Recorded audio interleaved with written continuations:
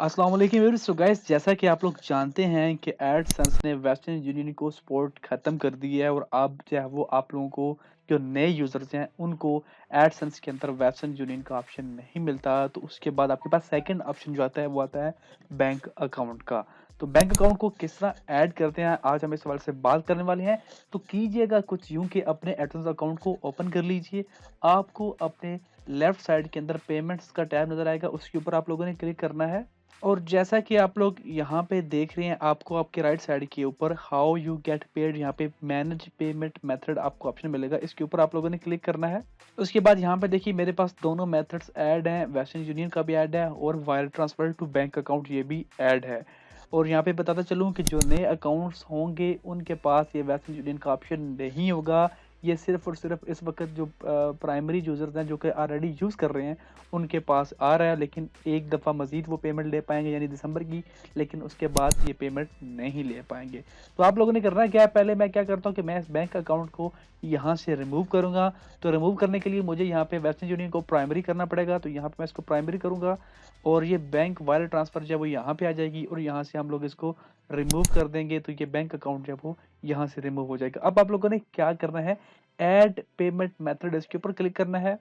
आपके पास यही 2 ऑप्शंस आएँगे जो कि आपके पास आ रहे हैं, तो आप लोगों ने add new wire transfer detail इसके ऊपर क्लिक करना है।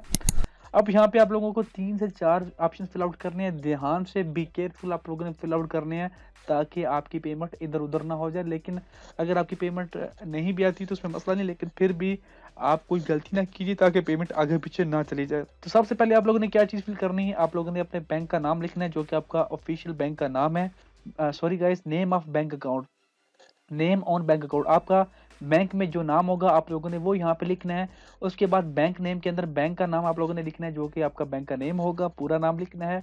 उसके बाद स्विफ्ट BIC आपके बैंक का स्विफ्ट कोड होता है, आप लोग ये गूगल से भी उठा सकते हैं। हर बैंक का एक कोड होता है, आपको गूगल से आसानी मिल जाएगा, आप लोग वो उठा लीजिए। यहाँ पे अगर आप लोग डिटेल के ऊपर क्लिक करते हैं तो यहाँ पे बताते हैं कि ये 8 करैक्टर का होता है, यहाँ पे 11 करैक्टर का होता है, तो ये आप लोगों को आसानी से पता चल जाएगा। मैं यहाँ पे आपको लिख के बता भी देता हूँ। जैसे कि मैं यहाँ पे टाइप करता हूँ HBL स्विफ्ट कोड, तो ये मेरे पास ये HBL का HAPPPKK, तो ये HBL का जो है वो 8 डिजिट का कोड है, ये आप लोगों ने यूज़ करना है। तो इस तरह आप लोग बाकी बैंक्स का भी निकाल सकते हैं। उसके बाद IBAN नंबर आता है। IBAN नंबर अगर आपके पास नहीं है, आपके डॉक्यूमेंट्स के ऊपर होगा। अगर आपके पास चेक बुक है, तो चेक बुक के नीचे आपको आपका IBAN नंबर मिल जाएगा।